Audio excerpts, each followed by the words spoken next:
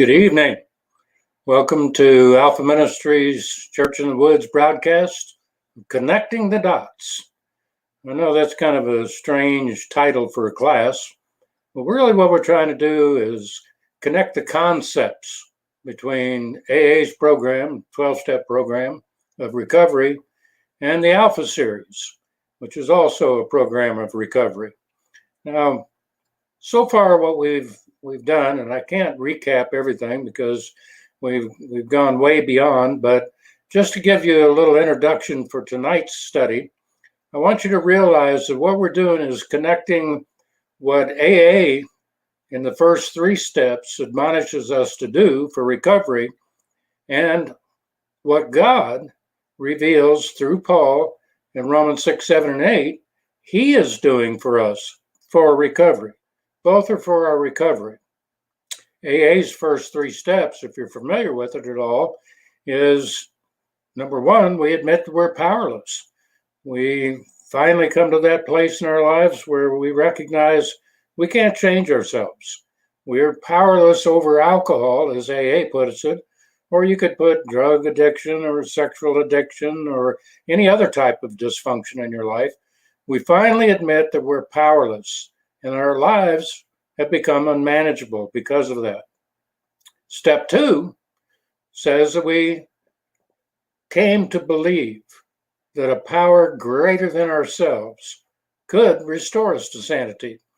Now, coming to believe that is exercising an authentic faith, not a religious toxic faith, but an authentic faith in which we respond to the grace of God as he extends it to us, and we say, yeah, I've got to have a power greater than myself. I'm powerless. I can't change. I can't turn over a new leaf. I can't walk the straight and narrow anymore. I can't stay on the wagon, so to speak. I need a power greater than me to do for me what I can't do for myself.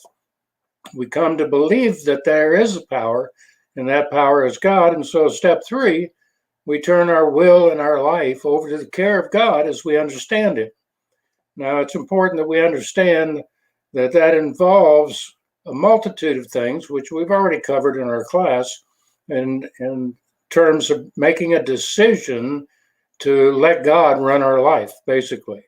So the first 3 steps are fairly straightforward and fairly simple in the AA program, even though like all simple things, spiritual things, they're profound. So how does that connect with the recovery presented in the Alpha series? How does that connect with the recovery presented in the scriptures? You see, the Alpha series, just to remind you again, is just simply an application of the gospel, the good news of all that God has done for us in Christ we couldn't do for ourselves, to our everyday issues, especially those life-controlling issues. And so how does that connect? How do those first 3 steps actually connect? It came to me, and I tried to share this a little bit in that disjointed message I left you all with last week. I had a heck of a time. Bill had a struggle. He was caught trying to help a friend of his, and so we were trying to do a broadcast with not very much skill and very little bandwidth, and the net result of it is I came away from last week's broadcast feeling that that was the worst class I've ever done in my life. And so I apologize ahead of time. And I'm going to try to make up for it tonight as we try to connect the dot between the AA's first 3 steps and the Alpha series, particularly Romans 6, 7, and 8, where God, or Paul rather, describes for us what God has done for us that we couldn't do for ourselves. And I want you to see this correlation tonight. You see, you can kind of look at it as the 12 steps being basically, those first 3 steps being basically what you need to do. You need to admit that you're powerless. You need to admit that your life is unmanageable. You can't control anything. You need to believe that a power greater than yourself can restore you to sanity. And finally, you need to make a decision to turn your will and your life over to the care of God as you understand it. Now, those initial three steps of AA are all couched in the terms of what you need to do. But tonight, what I want you to connect with me is while you're doing that, while you're taking those first three steps, and keep in mind that recovery is a process. That means you don't do the first three steps and then forget them. You actually learn to do the first three steps every day of your life, because it's a process. But while you're doing those first three steps, what's God doing? Well, Romans chapter 6, 7, and 8 tells us what God is doing. While you're doing those first three steps from your perspective on your side of things, God has been and continues to be at work on your behalf.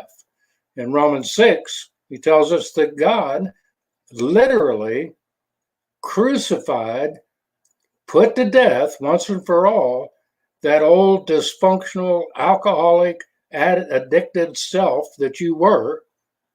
He put that one to death, buried that one with Christ, and he raised up a brand new person that has the righteousness of Christ. Now, what does that mean? That means that new person you are never has been addicted. That new person you are never has been dysfunctional. That new person you are is just like Jesus. Now, keep in mind that Jesus didn't decide one day, well, I think I'm drinking too much, so I'm going to give up my addiction to alcohol. Or, I'm tired of the lifestyle I'm living, so I'm going to turn over a new leaf and I'm no longer going to do drugs anymore. No, Jesus never did do any of that. He never was dysfunctional in any way. As a matter of fact, if you want to look at what God's intent was for humanity, what a human being really should look like as far as God is concerned, it's Jesus. He is the standard. And the good news is, while we were doing these first three steps, and actually even before we did the first three steps, God did something for us we couldn't do for ourselves. He put to death that old dysfunctional person we were, which cannot, by the way, be rehabilitated. I mean, you can in a sense, rehabilitate the old man, but that just means that you're going to bring it back to what it was before it got so carried away. No, God did something totally different. He regenerated you. He made you a brand new person. Now, he goes on in Romans 6 to tell us, you need to learn to count on that, to trust that fact. In fact, the greatest thing that you, as a person seeking recovery, can do is to count on the fact that you yourself are dead to addiction, dead to sin, but alive unto God. This new person God has made you to be is not a recovered drug addict. This new person God has made you to be is a brand new person totally. The strongest thing that you can do is to believe that. And so in verse 11 of that chapter, he says, likewise, reckon ye also yourselves to be dead indeed unto sin. We can just go ahead and put in that, count on the fact that you are dead to addiction, but alive unto God through Jesus Christ our Lord. Now, there are many other things that he shared with us in that chapter, but for the sake of time tonight, I want to bring in another concept in chapter 7 that he addresses that's very relevant to all of us, and that is, even though you do the first three steps, even though you turn your will and your life over to the care of God as you understand them, those 12 steps don't end there. You go on to make a searching and fearless moral inventory. In other words, what you do is you study that old person you used to be. You study the characteristics, the character defects, the faults of that old person you used to be. You get honest about that old person you used to be, which the Bible simply refers to in Romans 7 as indwelling sin or the flesh.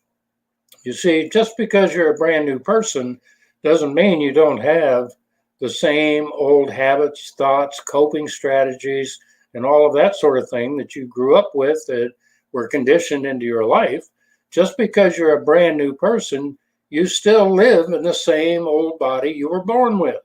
And so that gives an opportunity for all of those habits, all of that conditioning the Bible refers to as indwelling sin or the flesh, to raise its ugly head. And when it does, we experience what recovery people call relapse. Now, by relapse, I'm not just talking about you pick up a drink again or you go out and smoke dope again. Relapse actually starts right here in our own thinking before it ever gets to the point where you act it out. And the relapse that Paul talked about in Romans chapter 7 is another great concept that we need to connect in understanding our recovery as a process. You see, when you do steps 4, 5, 6, and 7, you're actually dealing with that old nasty flesh, as the Bible calls it. Now, this becomes very, very tedious and disconcerting to a lot of folks in recovery because they find themselves thinking and saying the same old things over and over again that they used to do. And that has a tendency to suggest to them, if not prove to them, that they're not really a new person, that they really haven't changed at all, that they aren't really on the road to recovery, that they're the same old person they were. Paul had that same difficulty. In Romans 7, he tells us that he himself fell into that by his own personal testimony, referring to himself as carnal, sold unto sin.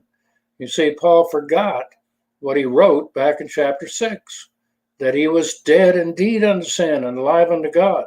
And he started thinking of himself as being that same old person that's very much alive to sin. Why? Why did he do that?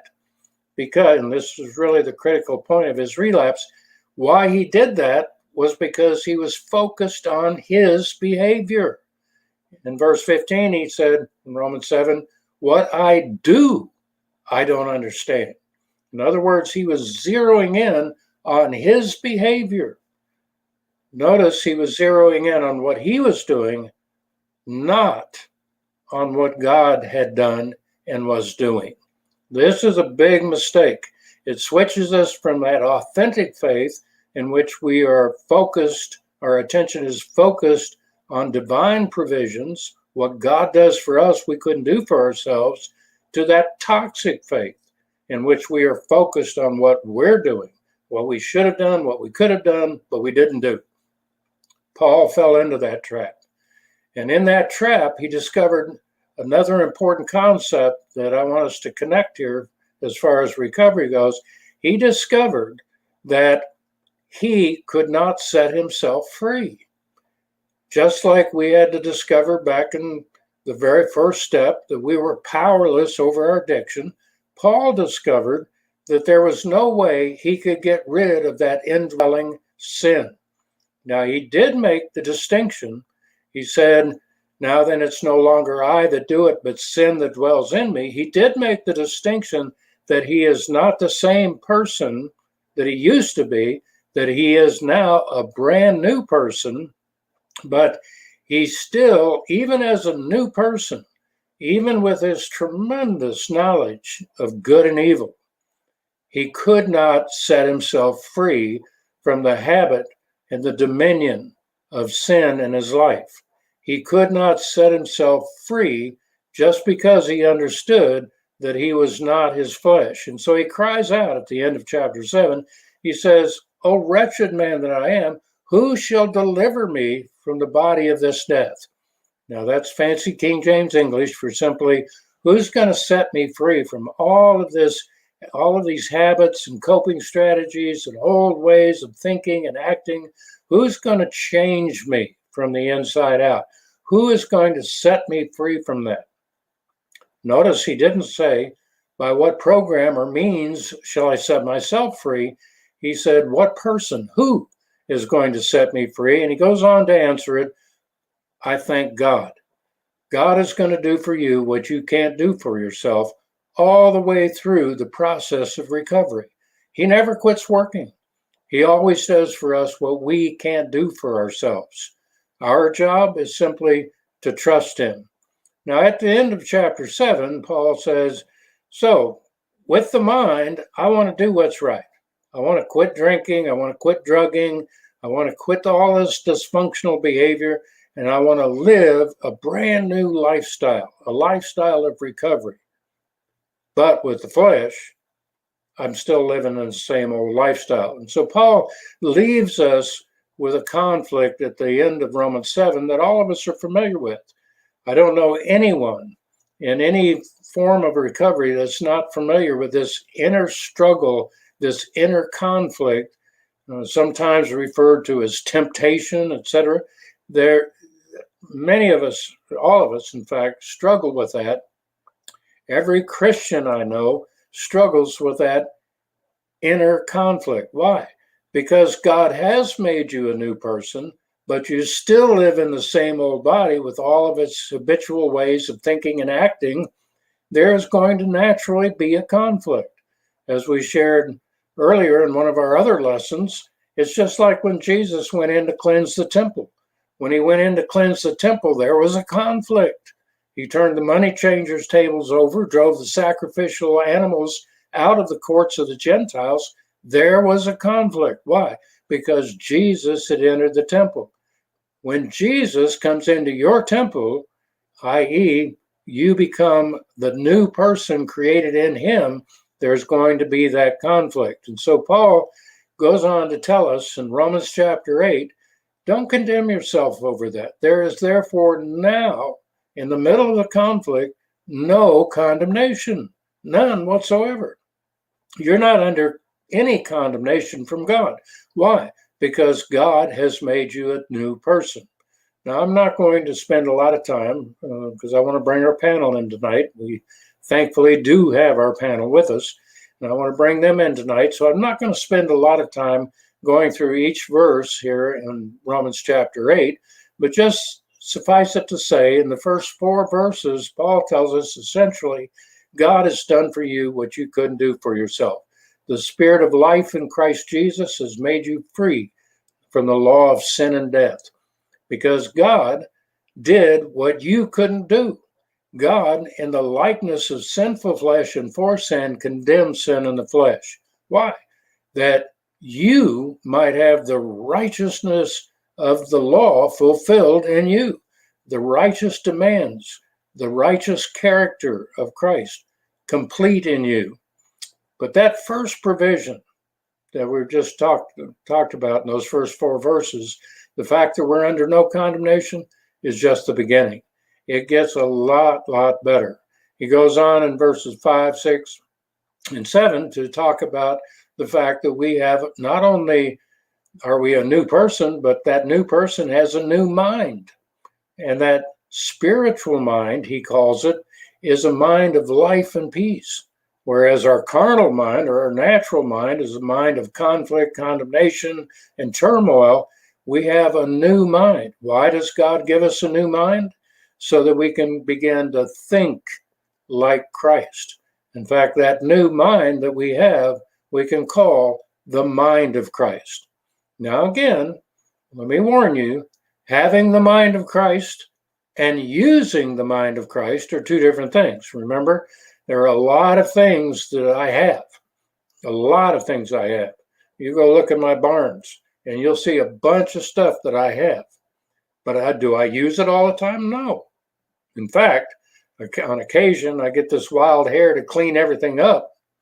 And I go into my barn and I find, man, I forgot I had this. You can have the mind of Christ, but not use it, which is why Paul admonishes us elsewhere in Philippians 2 to let this mind be in you, which was also in Christ Jesus. And he goes on to give us the characteristics of the mind of Christ.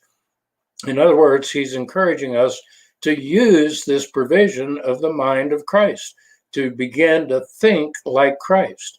Now, we'll talk a little more about that later on, but I want to get to this last provision in Romans 8, the last provision for your recovery that God gives us, and is perhaps the greatest provision of all.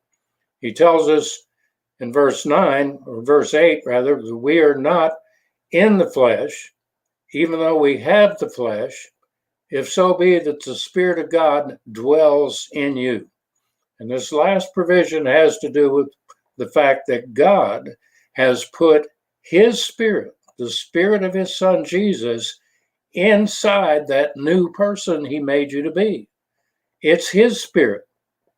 Later in verse 11, he says, it's the same Spirit that raised up Jesus from the dead. The Holy Spirit of God is living in you. What a marvelous provision for recovery. Think of it. You have the same Spirit that supernaturally raised up Jesus from the dead, living inside that new person God has made you to be. And what is he doing there? In verse 11, he says, if the same Spirit that raised up Jesus from the dead lives in you, he shall quicken. That's King James English word for make alive or cause to live. Bring out in you the life of Christ. Quicken your mortal body. Now, I emphasize the word mortal there in the King James English because it means that dead body, that body that's dying and decaying, that body that still has the presence of the flesh in it. So when he says, if the Spirit that raised up Jesus from the dead lives in you, he that raised up Jesus from the dead shall make alive your mortal body, what he's talking about is causing you to live a lifestyle of recovery despite your flesh. In spite of what your flesh wants, in spite of the terrible conflict you have with your flesh, God, through his Spirit, is going to cause this mortal body to come alive. What does that mean?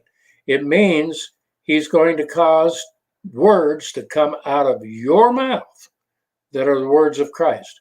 He's going to cause your hands to do the things that Christ would do. He's going to cause your feet to go where Christ would go. He's going to cause you, in essence, to be Christ. Who's going to do that? God's going to do it. How is he going to do it? He's going to do it through his Spirit living inside the new person he has made you to be. Now, the reason I'm emphasizing that so much is that people in recovery get the wrong idea all the time. They get the idea that the recovery that they're striving for is their job. They think, well, I've got to white knuckle it, and I've got to behave myself. I've got to turn over a new leaf. I've got to fight all of these temptations to fall back into the old lifestyle, etc. And it's an overwhelming task to them. The truth is, the battle belongs to the Lord. The battle belongs to God.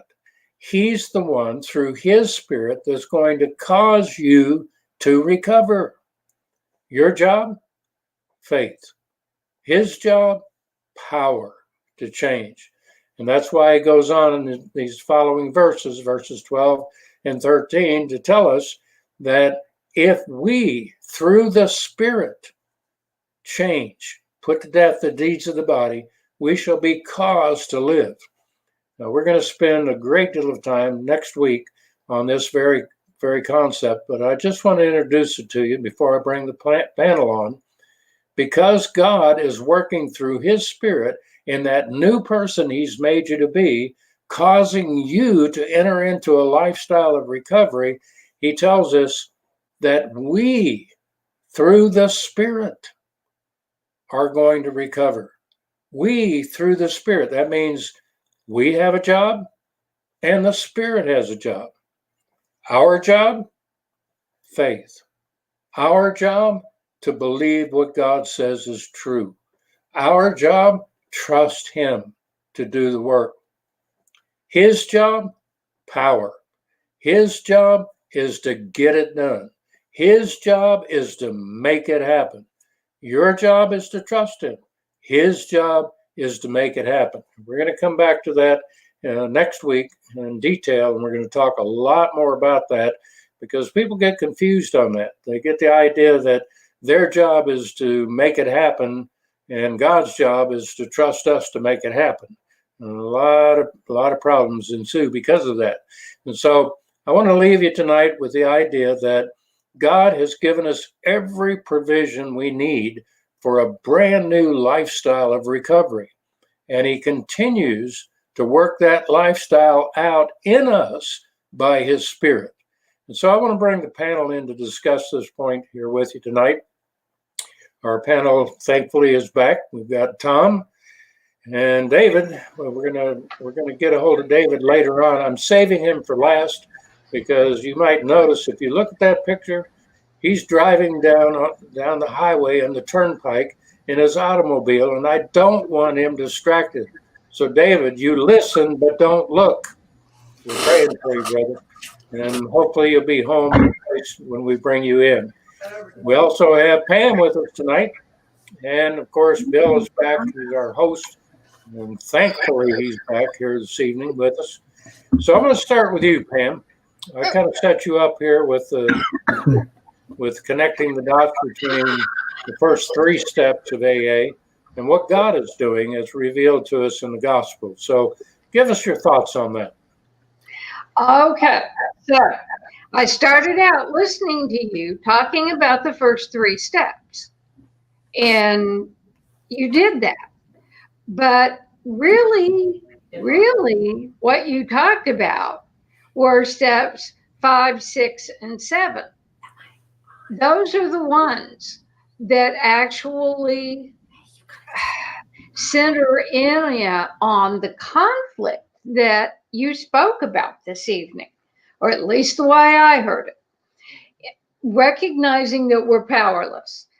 I was looking in the book. I again, you put me in this position. I am not a big book guru. I hang out with people that are. But it takes about 60 pages for the big book to cover the topic of powerlessness thoroughly and what it means to actually really get to that place and then engage in step 2. And it's also really interesting, if you're a big book person, that the first 2 steps, steps 1 and 2, are the only places in the big book that are not actually cited. There is no place that says you were now at step 1, you were now at step 2. There's no place that says that. And there are places that say that for every other step in the big book. And as I was listening to you this evening, I think that is because it is such a spirit-led experience to have that recognition of powerlessness and what all you have to go through. It's not something that you can just lay out on the pages and say, this is the way you do this step. How people go about it varies from person to person dramatically. The step 3 for turning the will and the care of our life over, that is a decision. When you were teaching the steps and we were talking about that, I talked about my experience with step 3 and how I did not understand what it meant that I was making a decision to do it.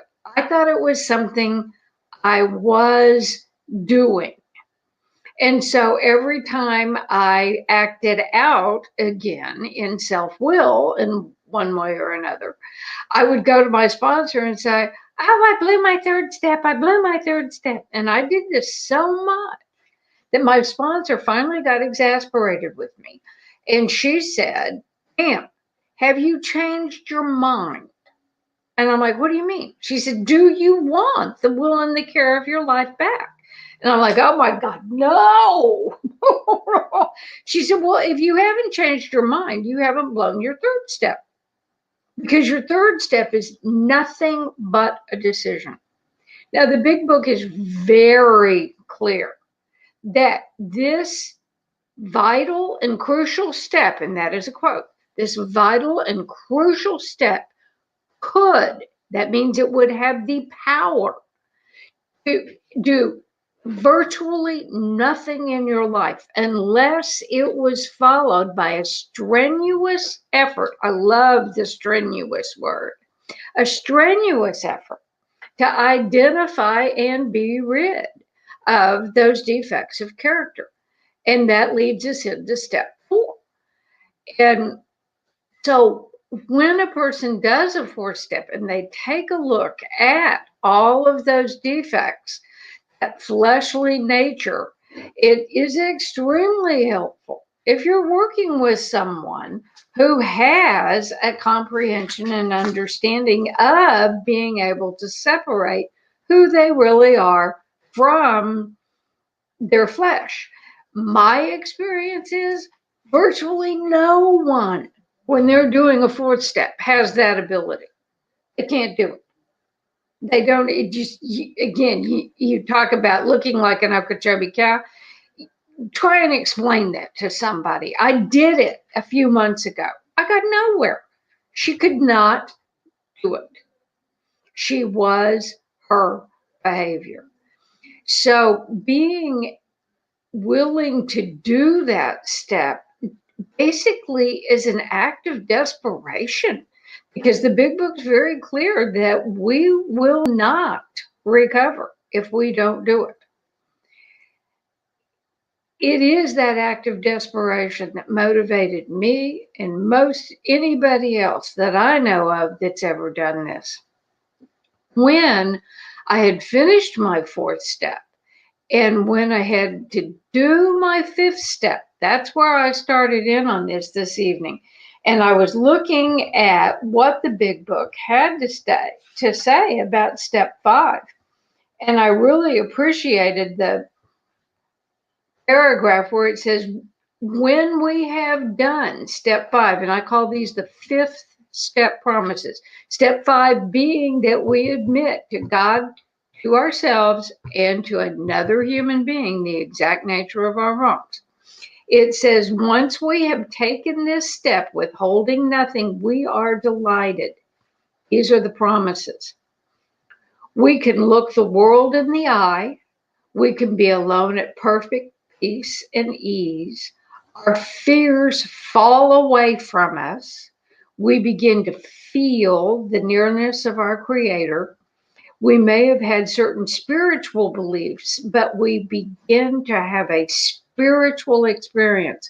I don't know how many people I have talked to, starting with me, that couldn't figure out by like step 3 why they weren't having a spiritual experience. According to the big book, that's not when it starts. It starts after you've been able to take a look at and confess that flesh. That's when the spiritual experience happens. It says, we feel, this is my favorite line, we feel that we're on the broad highway walking hand in hand with the spirit of the universe. And the big book is very clear that we have to be sure we have left nothing out. We're not keeping anything hidden. But that once we have done that, we come to step 6. And step 6 is where we are willing to have those defects of character removed. And I think that would be an interesting discussion to have here, because you talked about how Paul cried out, oh, who will deliver me? But it isn't at all unusual to balk at giving up some of our defects of character. We kind of have some that are our pets that we really enjoy, and being willing to let God remove those defects of character. Now, again, when we did the steps, I spoke in detail about my experience with step 7. I'll just recap here. I did exactly what you're talking about. I read step 7 as saying, and now that I knew what was wrong with me, I went to work on me. And I almost relapsed. I was miserable. And I went to a woman that was my kind of like spiritual mentor back then. And she said, I felt like that too. And it was because I had never really done step 7. And in my usual humble way, I said, well, I've done all my steps. And she said, just saying. And I was like, what is step 7? And I was just convicted and aware. I had never humbly asked God for anything. I had gone to work on me. I had gone to codependency treatment, learn that I could not change other people. But I did not put myself in that category at all. And I hear it in the rooms, I hear it all the time. People say, well, the only person I can change is me. And my response to that is, let me know how that works out for you.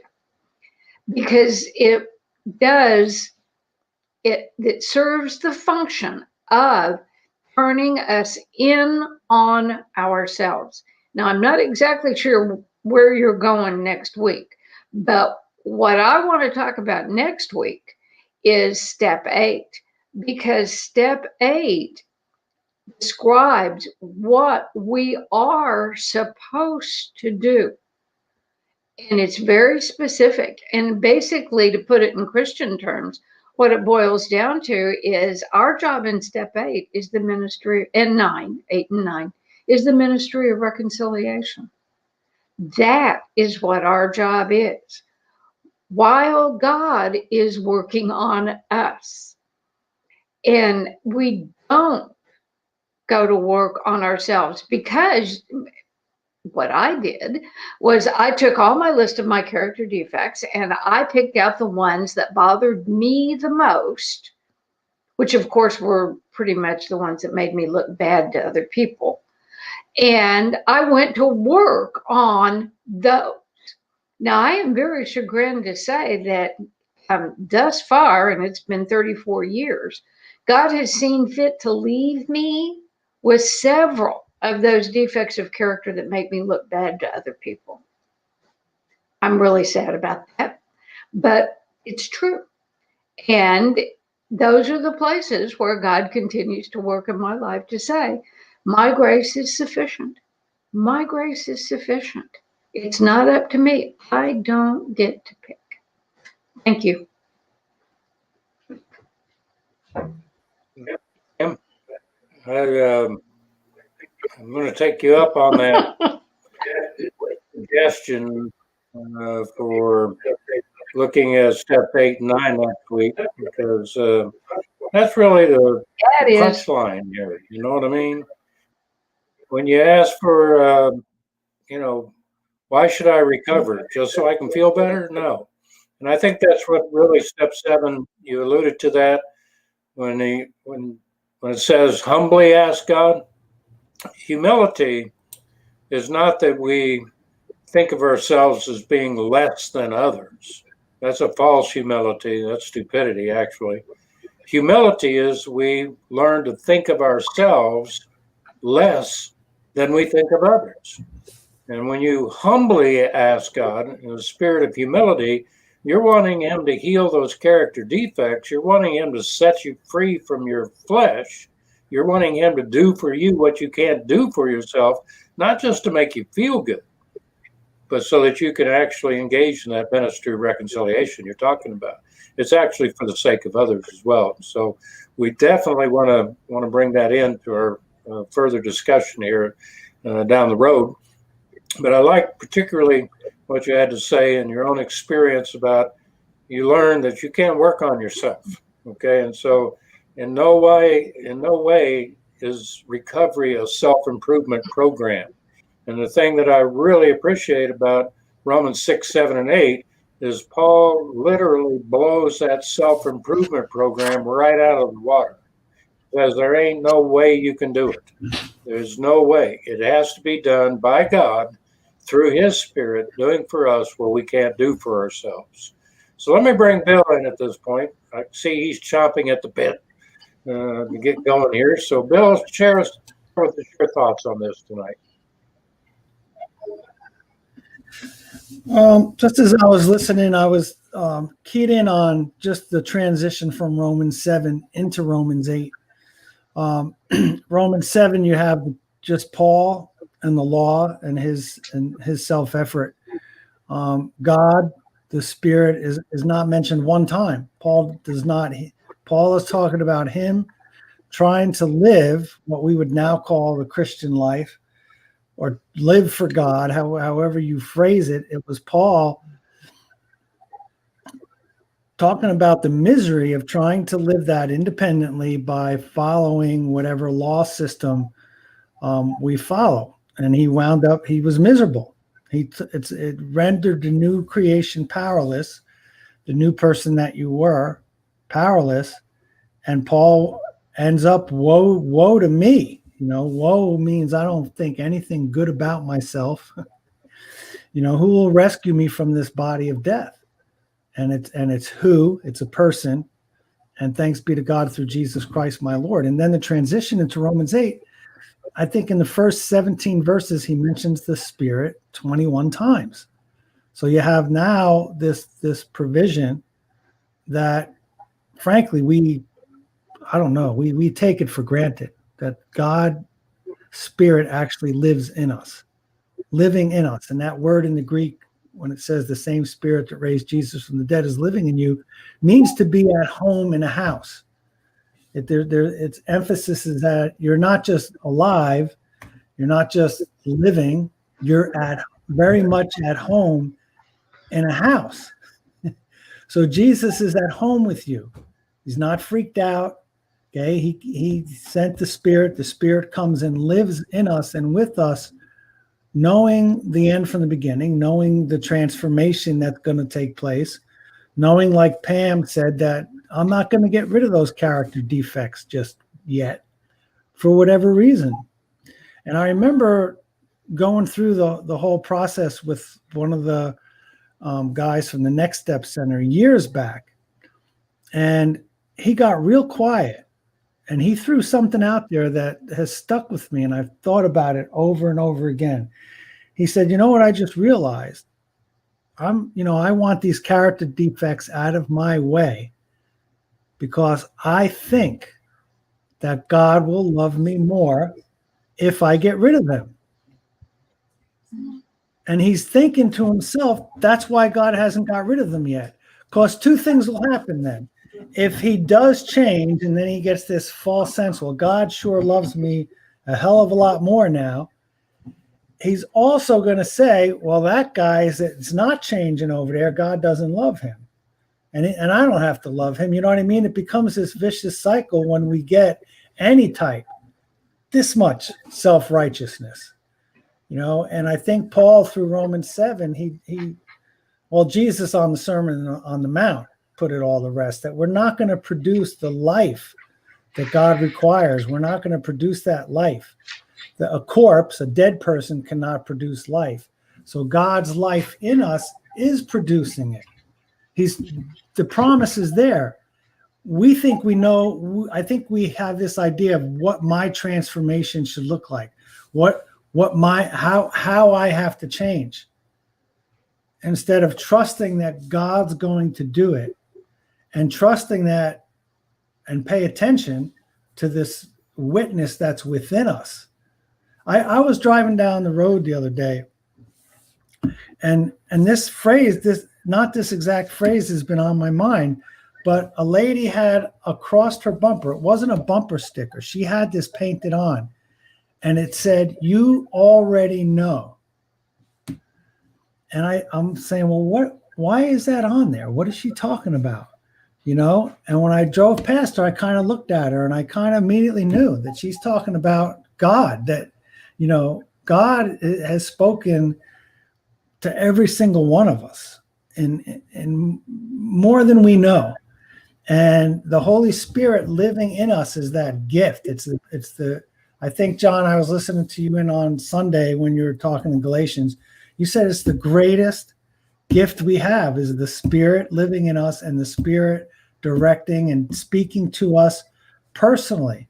So Paul when he goes into Romans chapter 8, the Holy Spirit just explodes. It's front and center, and it's in us and through us and before us and behind us. We are baptized in the Spirit. We live in the Spirit, and the Spirit lives in us. And we have it. We already know we have it. The Holy Spirit, I realize now, looking back, has spoken to me my entire life. Even as a youngster, even when I didn't realize that was the Holy Spirit speaking to me, knocking on the door of my heart, speaking to me, leading me in prayer as a youngster, always, until I came to the full knowledge of Jesus Christ, knowing Christ, the full revelation of God.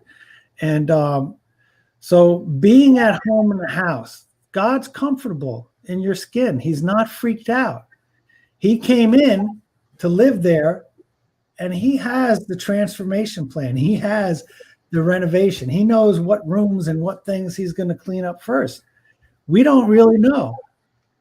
And I think Pam was touching on that, like, okay, I'm in charge here of my transformation. I'm going to get to work.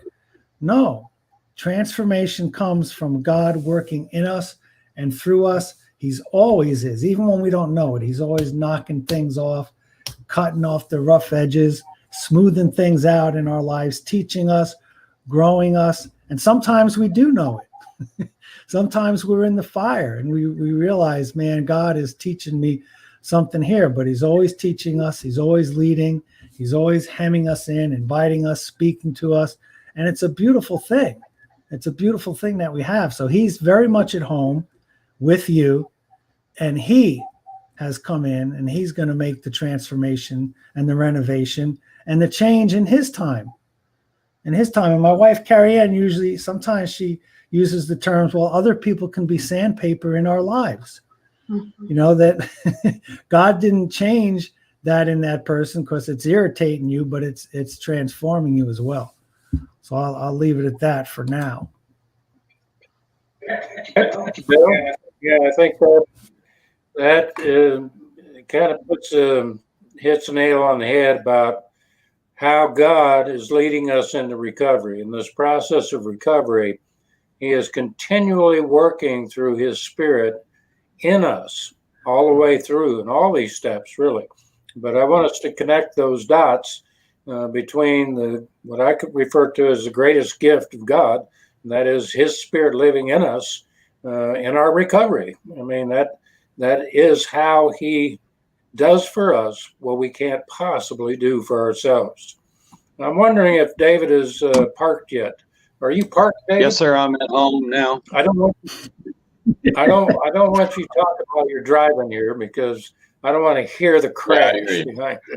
No, I'm at home. One of the things I appreciate most about David's testimony over the time that we've been doing these panel discussions is the fact that he is relying entirely on his own personal experience of how God has worked for him, in him, through him, throughout this whole process of recovery that he's walked out all these years. So, David, share with us on that, in connecting those dots. Well, first thing I want to say is the way you presented the 12 steps and Alpha tonight was it blew me away. I can identify with that process of the connection between the 12 steps and the Romans 6, 7, and on to 8. For me, the first 3 steps of being powerless. I'm sorry, a jet flying over. I apologize. I live close to the airport. Being powerless over alcohol, drugs,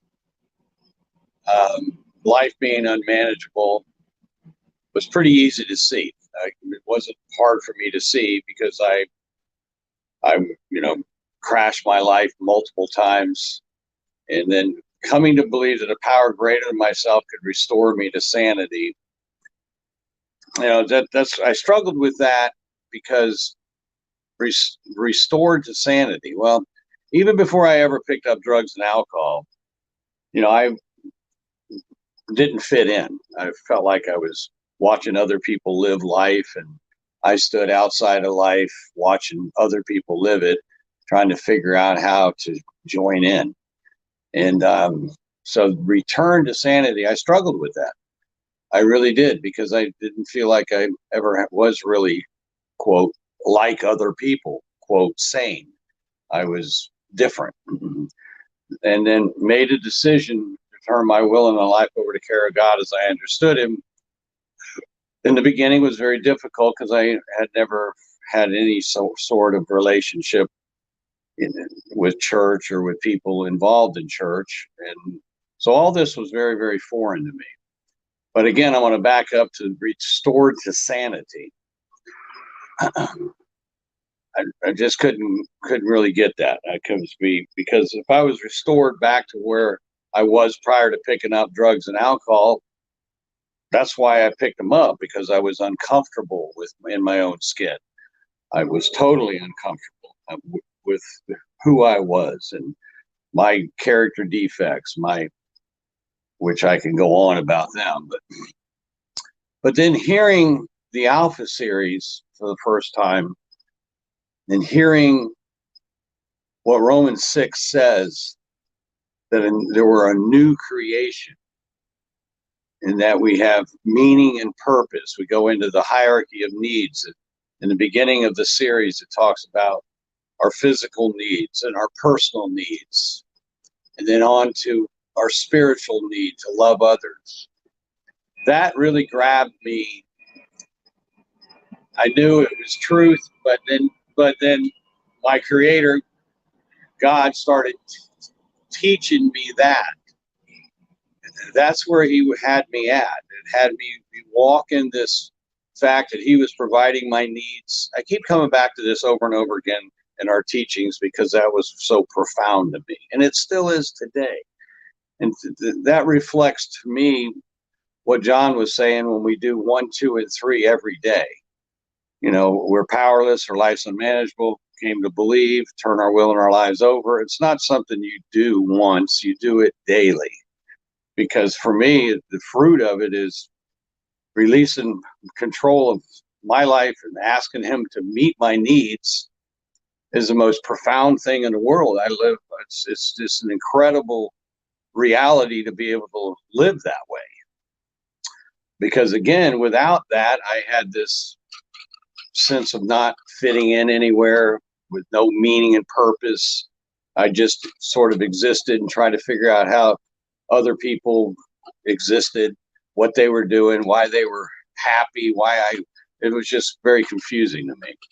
But then hearing Romans 6, that aspect of it, learning about it, and then him starting to reveal that in me, not just academically, but started revealing it in me, that combined with, again, what Pam was talking about so heavily, which is 5, 6, 7, and 8, 9, I guess, you know, cleaning this reservoir out, looking at the character defects, as John put it and Pam put it, looking at our character defects, not necessarily all of the crazy things and the stupid things we did in our addiction, as much as the defects of character, our selfishness, self-centeredness, our pride, all the things that are character defects, and then humbly asking him to remove them, which correlates perfectly with what John said,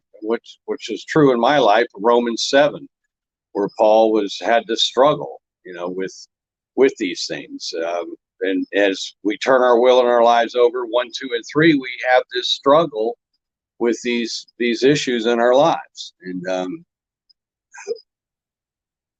then to go into Romans 8, and then to realize that, you know, at the end of Romans 7, where it talks about sin shall not have dominion over us, over you.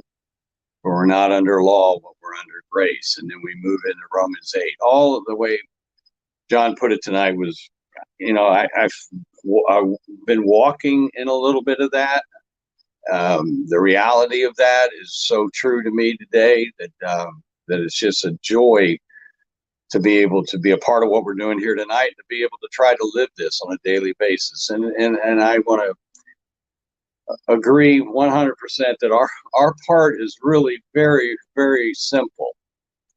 And that's to want to believe and to have faith. That seems like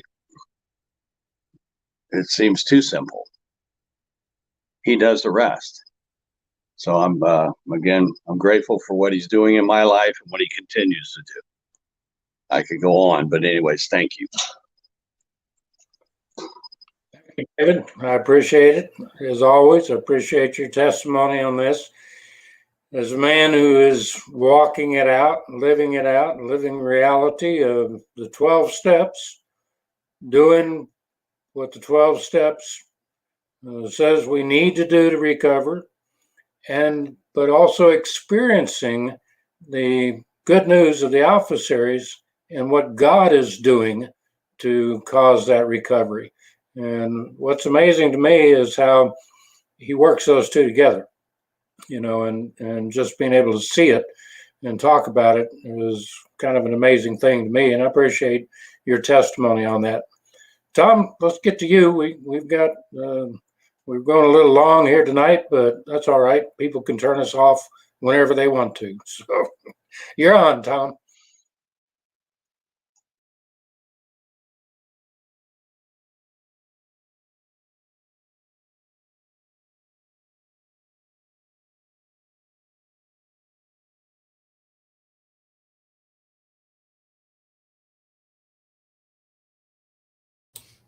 Tom, you're muted.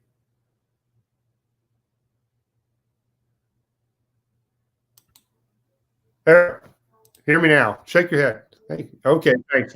Yeah, I could go on for a long time with all the dots that you guys have connected for me tonight, but we've got weeks to do it, so don't worry about me going on forever. But just briefly, I really want to just return to something that Dave just said about being uncomfortable in your own skin, and I can really relate to that. And what God has done for me as bringing me through these processes, and when I say processes, that means it's an ongoing thing. That more and more I'm becoming much more comfortable in my own skin, and I feel that when you get to know someone, meet someone that is comfortable in their own skin, it's a sure sign that of spiritual health.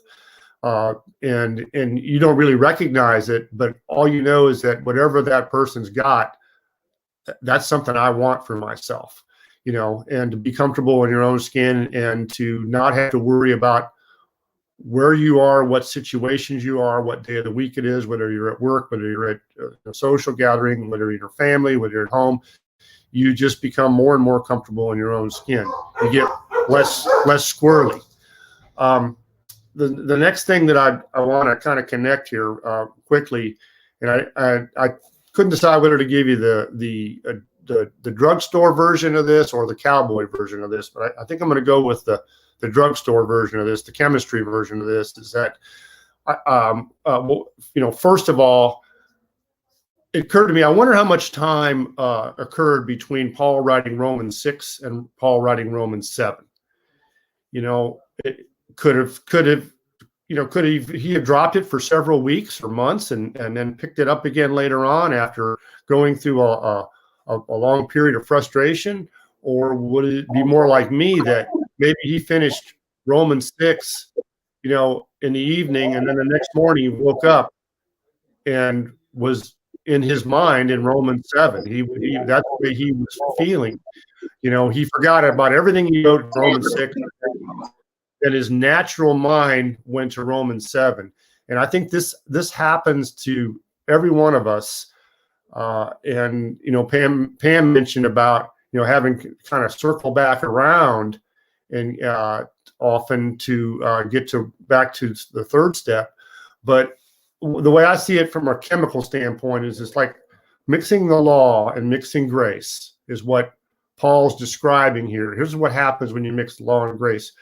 It's like chemically mixing oil and water. They repel each other. But there's a delusion, like when you take a bottle of salad dressing, Italian dressing, which is part half water and half oil and with some spices in there. you shake it up very vigorously, there's momentarily or briefly a delusion that they actually have mixed.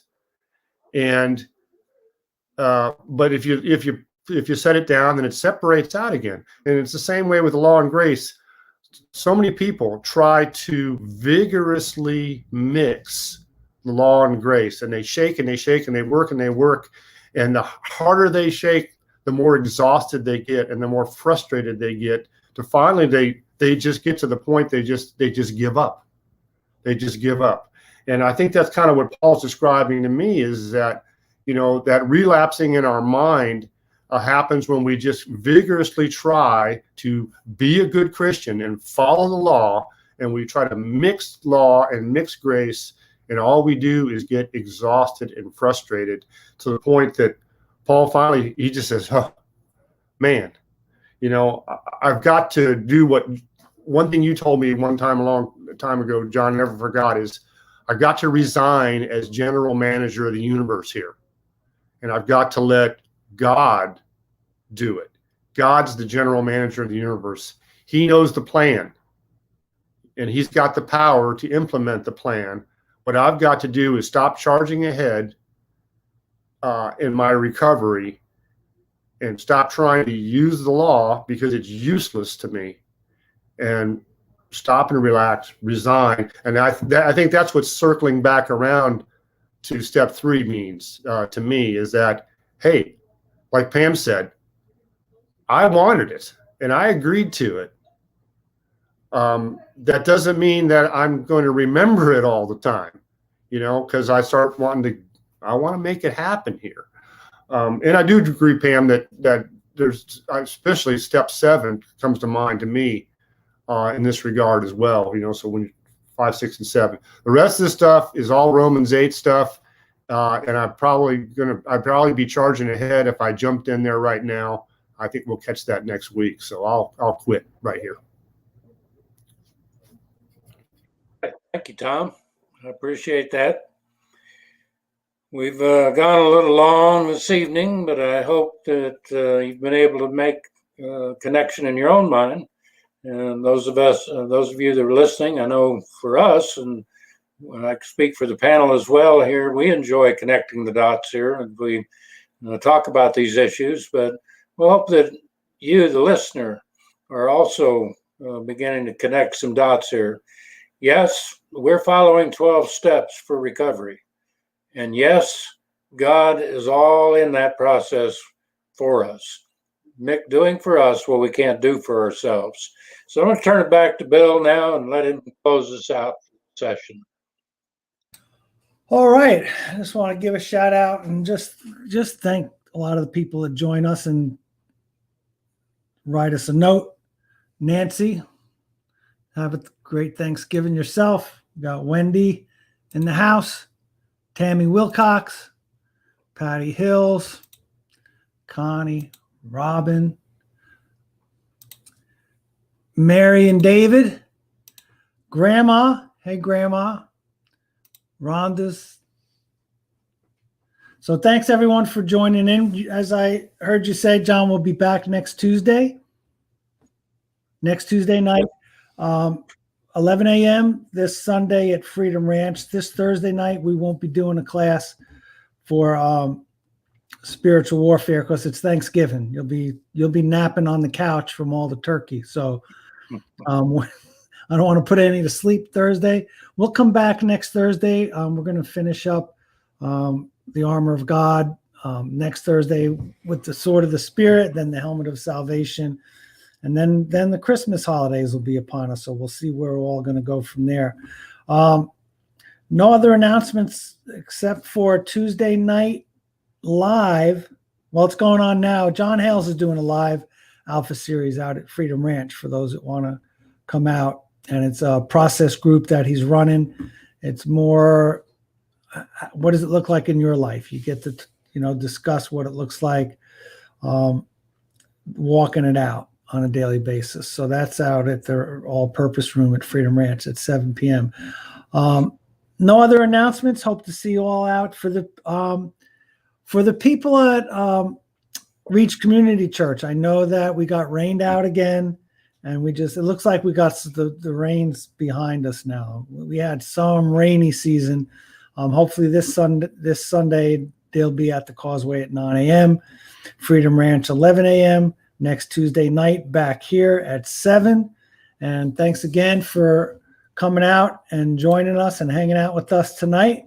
And we'll see you next Tuesday. Have a great Thanksgiving and be of good cheer. Christ